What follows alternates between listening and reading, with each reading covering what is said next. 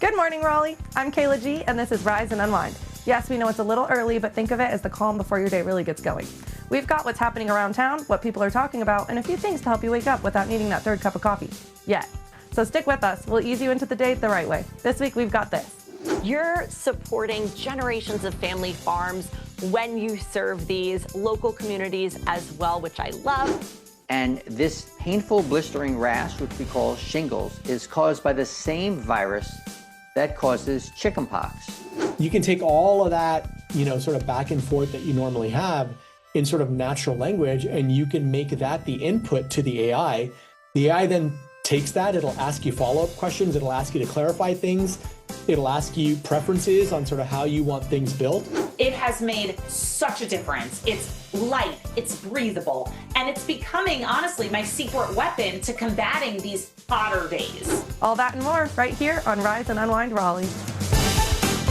Have you ever wondered what it takes to turn a classic story into something that feels fresh for a new generation? A Woman of Substance tells a story of Emma Hart, a woman who rises from humble beginnings to become one of the most powerful business figures of the 20th century. So joining us today are Jessica Reynolds and Brenda Blethyn, who play Emma at different stages of her remarkable life. Welcome to the show, you two. How are you? Hiya. Good, Thank you. All right, so for viewers who may not know the story, what is it about Emma Hart that has made a Woman of Substance such an enduring character for generations? Well, it's a wonderful story of rags to riches, really, in a nutshell. A woman who rises from poverty against all the odds to become the richest woman in the world. And she's driven by a sense of justice and to get revenge on people who did her wrong. What she said. And Jessica, we first meet Emma as a young woman with enormous ambition. What drew you to her, and what was the biggest challenge in bringing that version of Emma to life? I think it's just such an inspiring story, and to have a period piece that is also from a working class woman's perspective is quite rare, and to see her kind of grow and evolve into this larger than life version of herself, like I can't imagine her ambitions were to be the richest woman in the world, but it happened for her. And I think that's because of the traumatic background and the difficult background that she comes from, and it just shows the strength of those communities and people from those backgrounds. So that was very alluring, yeah. And Brenda, you play Emma after she's built this incredible empire. What do you enjoy most about stepping into such an iconic role? The costumes. The makeup. After playing DCI Vera Stanhope for 14 years, it's quite nice to get out of the Mac and the hat and the grotty old house she lived in. But she's such an iconic character, and some people would say not particularly sympathetic. I often play sympathetic characters, so this was a bit of a diversion for me, and I thoroughly enjoyed it. Even though you two are playing the same character at different ages, what conversations did the two of you have to make sure Emma felt like the same person throughout her journey? Zero. Okay. I think that there's such a distance between them, not only in age, but also in experience. Like, I think one of the biggest points is that she becomes a completely different person, and it's up for the audience to decide whether that's for the better or not.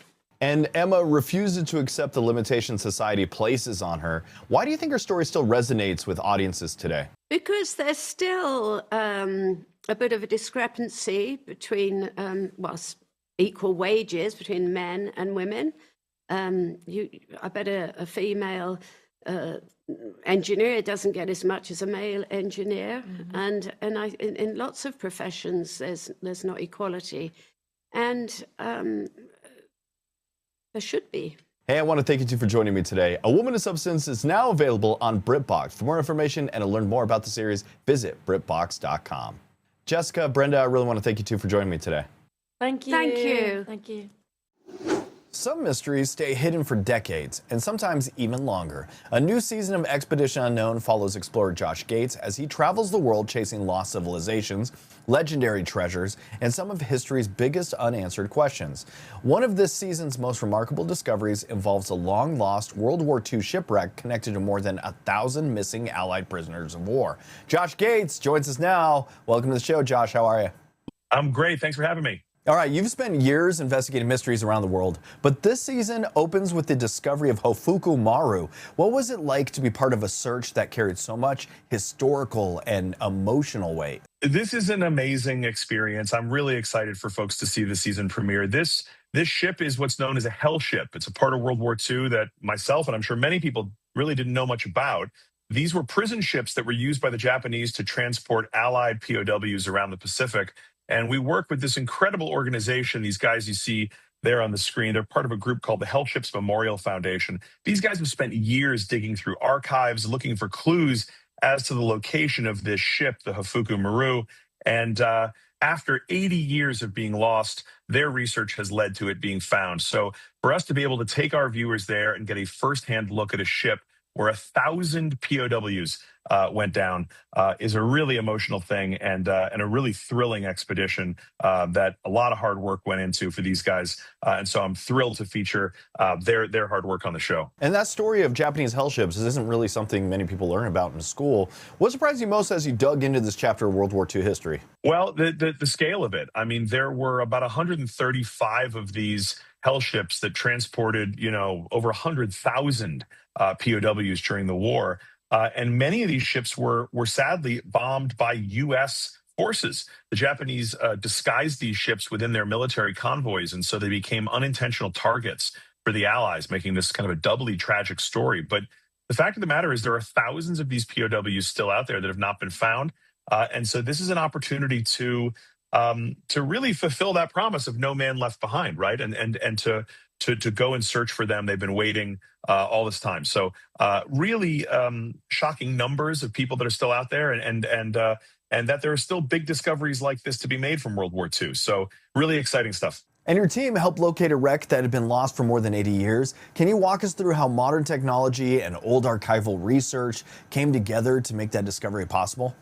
Yeah, so the real crux of the discovery is the good old-fashioned sleuthing that was done by this researcher, John Dureski, who's part of the Memorial Hell Ships Foundation.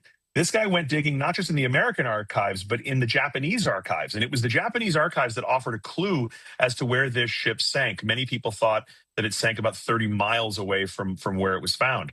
Using that research, sonar survey was done.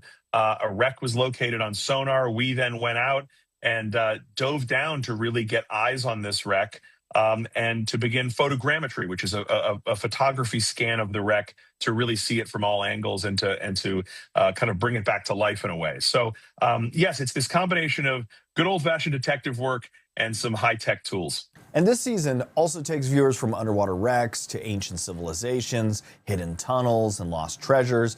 Was there one adventure that pushed you furthest outside of your comfort zone? Oh, I mean, we go to Mexico in this season searching for the story behind one of Mexico's oldest civilizations, the Zoque. They went way out into the jungles in the Chiapas region of Mexico. This is a really wild part of the Mexican interior and huge caves, huge cliffs. So going underground in Chiapas into the world of the Zoque was hugely demanding, but also just about as exciting as you can imagine. Going out into these caves that nobody has explored to find artifacts that have been sitting down there, offerings that have been sitting in the dark for centuries. And after all these years of exploring the unknown, what keeps you chasing the next mystery, and what can viewers expect from this new season? I think it's the same thing that had me interested in this when I was watching The Goonies as a kid. These stories are just naturally incredibly engaging. What kid doesn't dream of finding pirate treasure, secret tunnels, lost civilizations? These stories just have such a natural hook, and they're real. This is real history. And so I think for me, I'm like a kid in a candy store out there. The opportunity to go and explore these stories is the thrill of a lifetime. And to share that with our viewers is really what it's all about. You're also going on a live tour from city to city across the country. What can we expect from your show? Yeah, so an evening of legends and mysteries and adventure. If you're a fan of the show, it's an opportunity to dig a little deeper, go behind the scenes. And if you're just finding the show, but you love adventure, and who doesn't, it's a chance to listen to some awesome myths and legends and stories. And so folks can get tickets to that at joshgates.com. It may not be listed yet. Those shows will be coming very soon onto the website there. But it will be an awesome evening of adventure for the whole family. So if you have kids that are into adventure, or if you grew up as a fan of Raiders and Goonies and all that stuff, it's going to be a super fun evening. Josh Gates, I want to thank you for joining me today. For more information on Expedition Unknown, episode schedules, and behind-the-scenes content, visit discovery.com. And for tickets to Josh Gates' live show, visit joshgates.com. Josh, I want to thank you for joining me today. Hey, thank you so much. Good to see you again.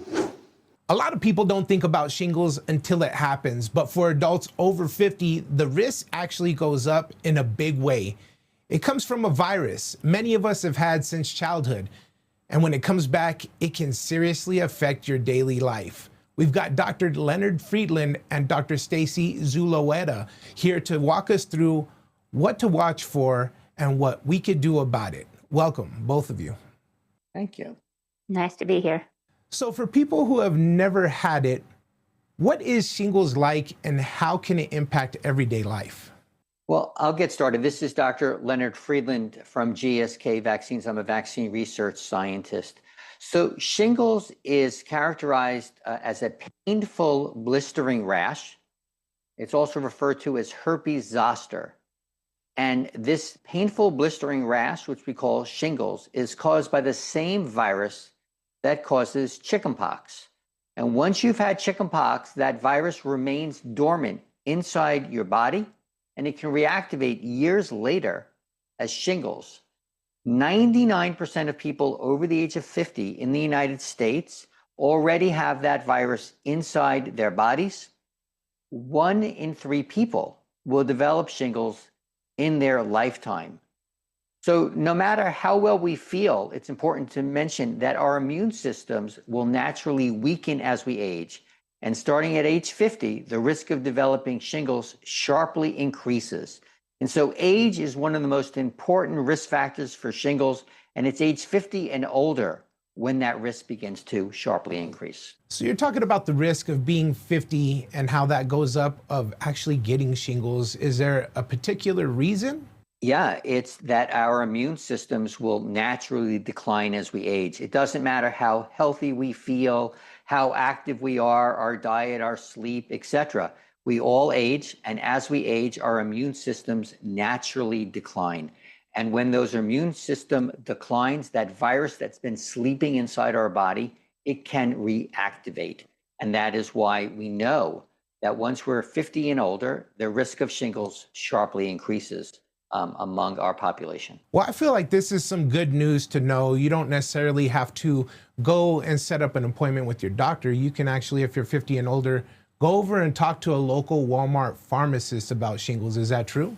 Yeah, absolutely. So even though you might be feeling young and healthy well beyond your 50th birthday, the truth is, just like Dr. Friedland said, is that the immune system starts to weaken and the risk of developing shingles increases as we age.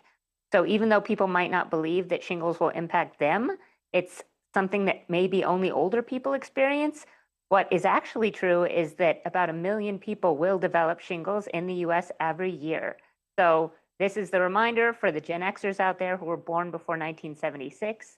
You're now at increased risks for shingles. So now is a really good time to come in and talk to our Walmart pharmacist about your risk for shingles and about prevention. Aside from age, what are some of the risk factors people should know about? And that's really great that you asked about that. And we've already talked about age being one of the most important risk factors because we know that most cases of shingles do occur in people 50 years of age and older. But stress, for example, can also increase your risk. Additionally, certain health conditions like diabetes, chronic kidney disease, heart diseases, these have all been associated with an increased risk of shingles. So if you're 50 years of age and older, particularly if you have one of these underlying health conditions such as diabetes, chronic kidney disease, and heart diseases, make that appointment, go in and ask your pharmacist about your risk for shingles and about prevention. How can a conversation with the Walmart pharmacist actually help someone prevent shingles? So, your local Walmart pharmacist is a trusted and accessible healthcare professional who can help you assess your risk for all vaccine preventable diseases, including shingles, and help guide the conversation about prevention.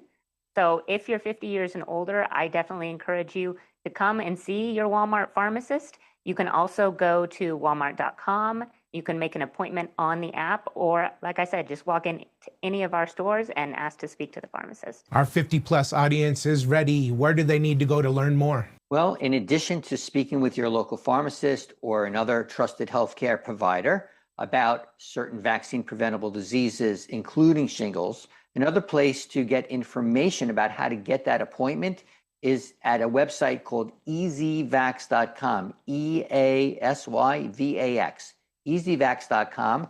And on that website, you can find a pharmacy near you and make the appointment and then go on in and have that critical healthcare conversation, learn about vaccine preventable diseases, including shingles, and about prevention. Dr. Leonard, Dr. Stacy, thank you so much for your time and all that great information. You have a good day. Thank you. Thank you. Summer usually gives us plenty of reasons to get together, but this year comes with a pretty unique milestone as the country gets ready to celebrate its 250th birthday. Marisa Brahney has some ideas for making the most of it. Welcome to the show, Marisa. How are you, my friend? I'm good, thanks. Thanks for having me back. Marisa, with America's 250th coming up, how are you approaching the summer entertaining this year? It is such a special summer and really an extra reason to get a little extra festive. So talking about entertaining, we start with food always, and we want things that are delicious, that look great, and that are also stress-free. And that's where Northwest grown sweet cherries come in. I think of these as the ultimate 4th of July hosting hack because look how gorgeous this pop of red is on our table, right? It brings that beautiful look, complements your red, white, and blue spread. But this is really the sweet taste of summer in a bowl. Fresh cherries say it all. And not only are they delicious, they look great, they're also genuinely good for you. They're packed with fiber, vitamin C. They have antioxidant and anti-inflammatory properties. And every bag of Northwest cherries tells a real American story as well, because sweet cherry growing actually started in the Pacific Northwest nearly 180 years ago. So you're supporting generations of family farms when you serve these local communities as well, which I love. Of course, they're available in supermarkets nationwide, and you can find out more at nwcherries.com. And a lot of families are planning summer trips around this historic year. What's your advice for making those trips happen without blowing the budget? It's the perfect time to hit the road. America's 250th really reminds us of all the incredible destinations we have right in our own backyard. But we want to plan smart and stretch that dollar, and that's where Travelodge by Wyndham comes in.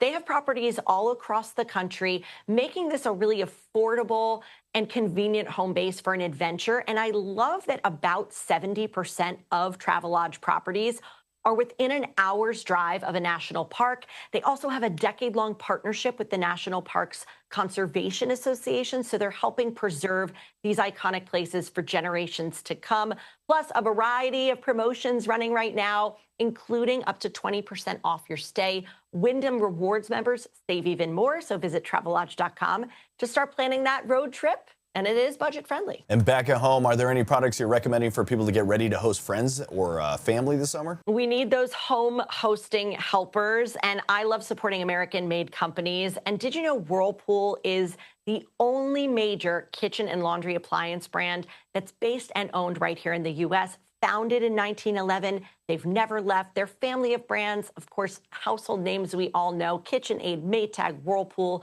and more. And these are trusted in 3 out of 4 American homes. So we start in the kitchen with KitchenAid. The new Artisan Plus stand mixer is a game changer. So many great new features, including the LED bowl light, precision speed control, a double flex edge beater, and for the first time on a tilt head mixer, a half speed setting for that control. And we can't talk summer without talking summer stains. So laundry, of course, on overdrive, especially when we're hosting a crowd. The Maytag Pet Pro laundry system is going to help. They have a built-in filter that removes pesky pet hair. It sanitizes with OxyCycle, removing 99.7% of odor-causing bacteria. Also has that Pro Spin, which helps with extra agitation to get those stains out and keep all your 4th of July festive family outfits looking fresh. All right, and where can people go for more tips? Just head to my website. It's marisabrahney.com and go to the blog section. Marisa, Brahney, I really want to thank you for joining me today. Nice to see you again. Take care. Starting a new business can feel overwhelming, but new AI tools are helping more people turn their ideas into reality. Even folks without a technology background are finding new ways to launch companies and grow them. Joining us now is Deep Ubhi with Amazon Web Services. Welcome, Deep. Thanks for having me, Abby. I'm glad to be here. How is AI helping create more startups right now? Yeah, well, Abby, I think what's happening is we now have an entirely new, class of folks who feel totally empowered to build stuff. And if you think about what it took to, build software or apps or sites, even 2, 3, 4 years ago, this would be the domain of experts, like folks with computer science degrees and folks that had been writing code and building software for a vast portion of their professional lives. And that is just simply no longer the case. You have an idea, you have conviction, you can speak to an AI in natural language, and it does a masterful job of translating that into code. And so you don't need to learn how to code. And I think that just is really democratized, what it means to be technical, and unleashes a whole new set of folks that can build stuff. You said people don't need a technical background to build a successful startup.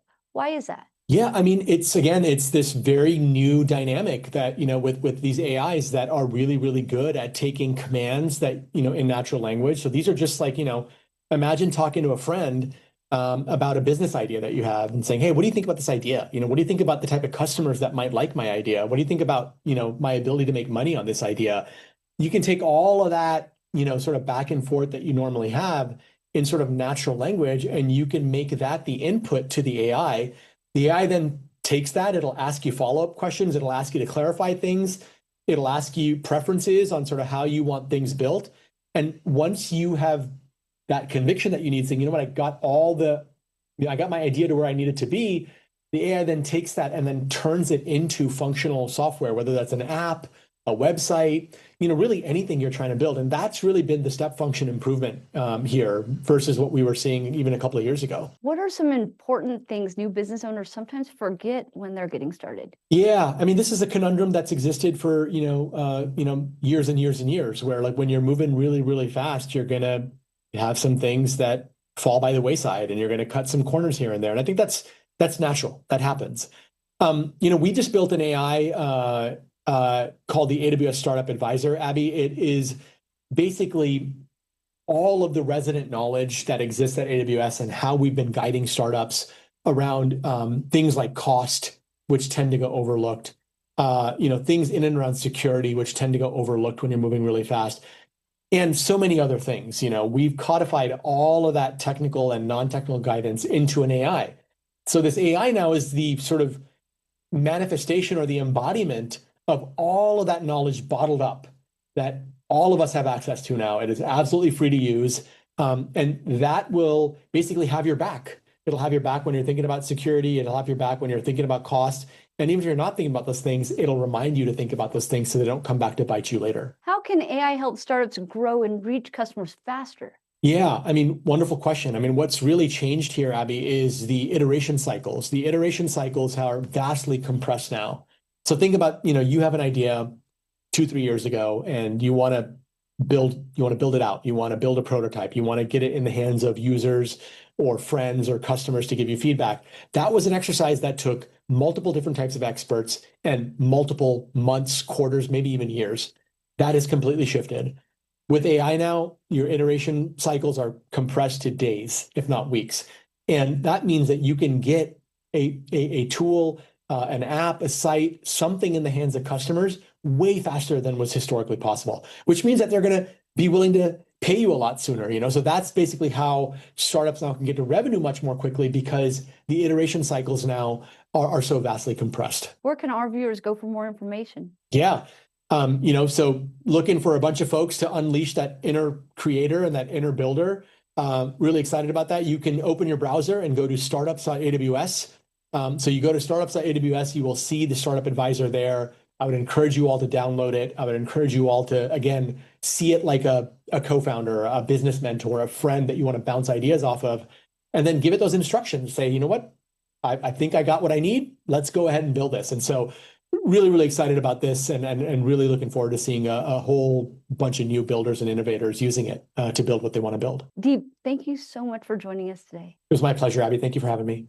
When summer temperatures climb, a lot of people notice their sleep quality starts to slip. Sometimes the solution isn't complicated. It starts with environment you're sleeping in. Lifestyle expert Justine Santaniello joins us today with practical ways to create a cooler, more comfortable bedroom for the season.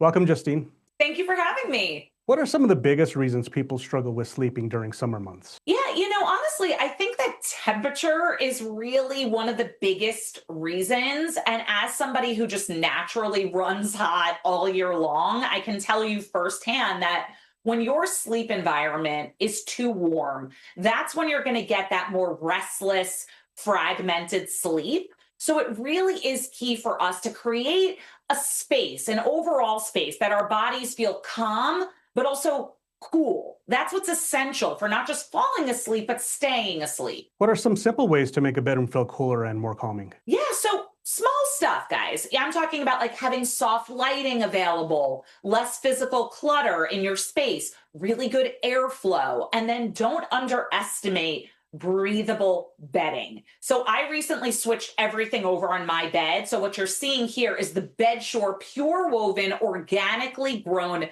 bamboo viscose sheets. It has made such a difference. It's light, it's breathable, and it's becoming, honestly, my secret weapon to combating these hotter days. How does the bedding material play a role in the overall sleep comfort? It plays a huge role. So not all fabrics behave the same way when they're mixed with heat or moisture or airflow. And that's why you want to choose breathable, moisture wicking fabrics, especially in the summertime. Sheets are made from bamboo derived materials, and those are just naturally lightweight and designed to promote airflow. Now, if you guys are using, let's say, a traditional comforter right now, I would also recommend switching that out because those are heavy.